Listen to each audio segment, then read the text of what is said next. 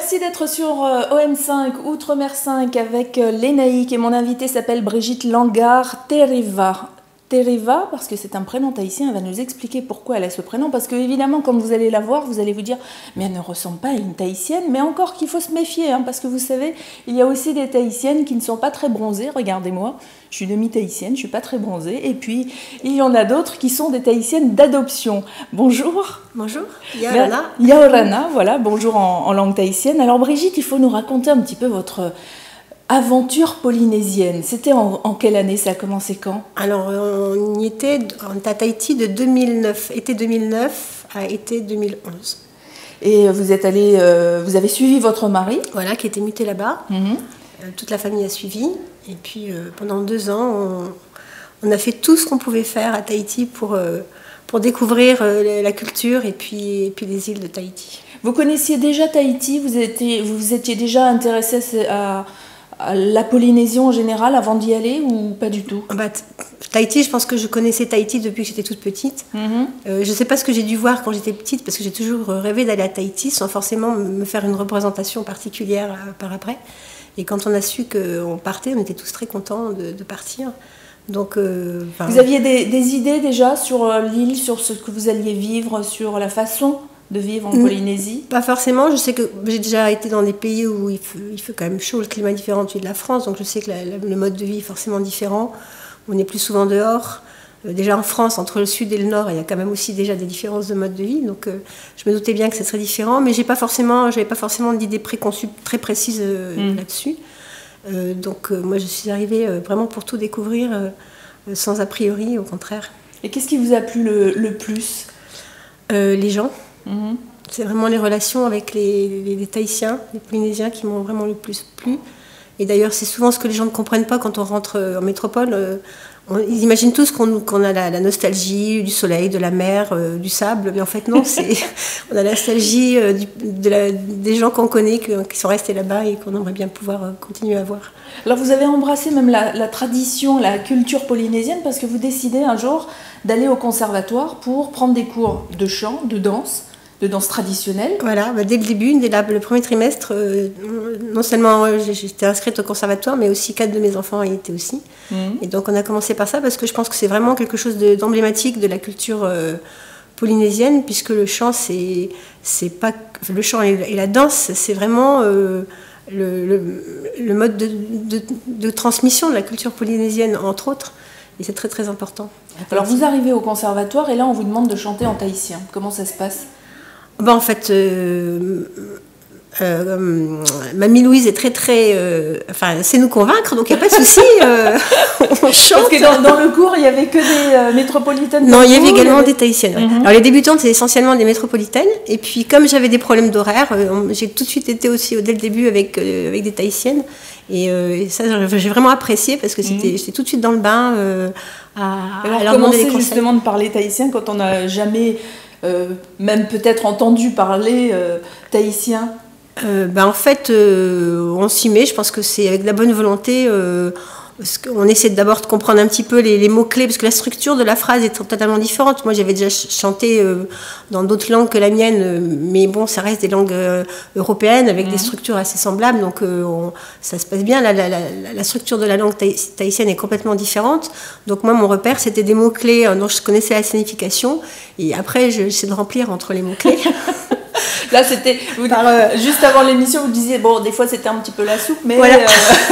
Au moins je comprenais l'essentiel et je pouvais participer. Exactement. Chanter. Et puis c'est pareil, c'est une question d'imprégnation, comme ce sont des choses que l'on répète beaucoup là-bas. Au bout d'un moment, il y a des mécanismes, on n'a même plus besoin de réfléchir au chant, ça vient tout seul. Puis ça vient avec les gestes, puisque en dansant, on fait des gestes aussi dans le cas de la danse.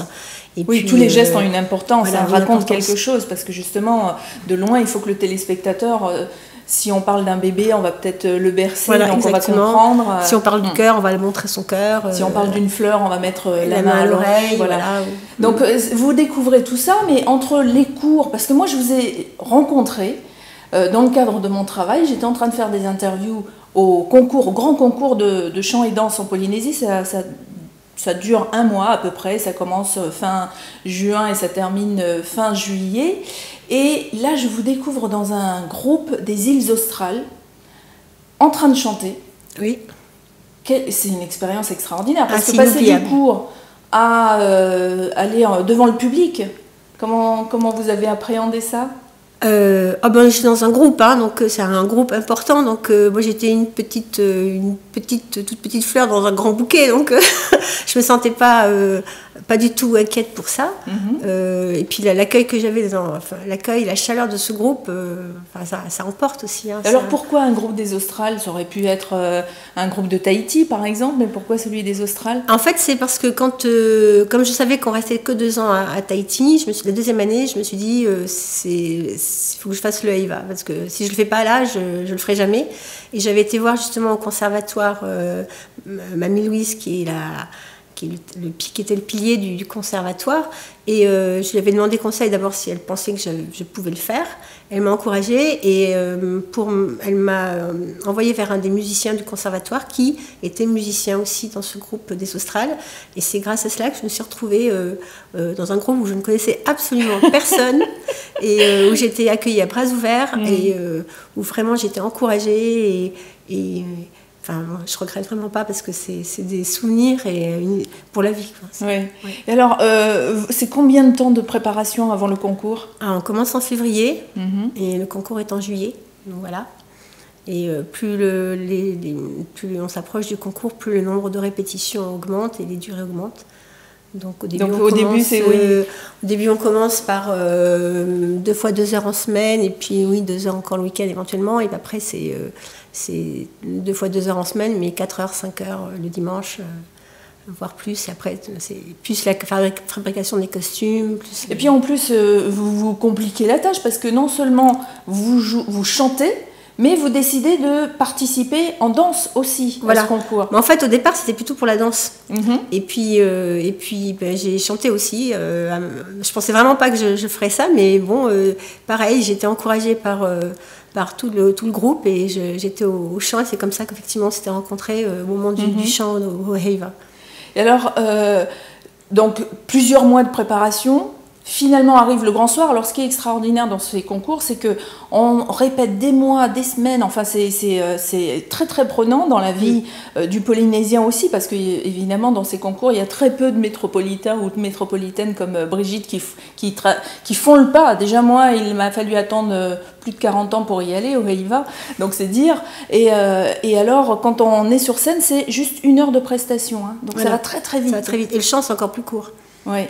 Et alors, quel souvenir vous en avez justement au moment où vous êtes devant le public, sur la scène? Pour le chant ou pour la danse? Mais en fait, on est ensemble, on est tous ensemble, on se porte mutuellement, et puis on a tellement répété que c'est mécanique quasiment, mais pas mécanique au sens négatif du terme, mécanique dans le sens où on peut vraiment vivre le moment présent sereinement, parce que tout est su, on sait ce qu'il faut faire, on sait ce qu'on a à dire, et puis on sait ce qu'on a à chanter.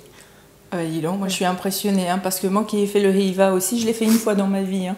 Il y en a qui font ça tous les ans, qui font ça une dizaine d'années ou 5 ans, ils s'arrêtent, ils reprennent. Alors on a l'impression que c'est très très facile pour les Polynésiens. C'est beaucoup de travail en fait. Oui, beaucoup de travail. Et moi j'étais très stressée quand j'ai fait le Heiva. Donc vous me disiez... Le stress, le stress de toute façon il est au début, ça c'est sûr. On a toujours le stress, le trac. Mais même de se tromper de place, de se tromper sur la voix, non? Alors je ne sais pas si c'est parce que j'avais fait aussi le conservatoire où il y a souvent des erreurs, où il suffit de faire un grand sourire et puis... Oui. On apprend à ne pas montrer les erreurs. Non, tout est normal. Je viens de faire une erreur, mais tout est normal. Non, mais ça, pour le coup, en fait, on était quand même bien encadré. Et puis on avait vraiment répété pour les places. Et on a eu quand même aussi des répétitions sur place au moins 1 fois. Alors, les îles Australes, en plus, chantent très vite. Très vite, c'est-à-dire que vous aviez les paroles. Oui. Alors, on vous avait donné une petite astuce en disant écrivez les paroles sur un éventail. Un éventail, comme ça on verra pas que si jamais il y a un oubli, on pourra regarder comme ça. En fait, vous l'avez jamais regardé l'éventail? Ah non, je l'ai même pas pris. Je l'ai pris le jour de la répétition et je l'ai pas regardé.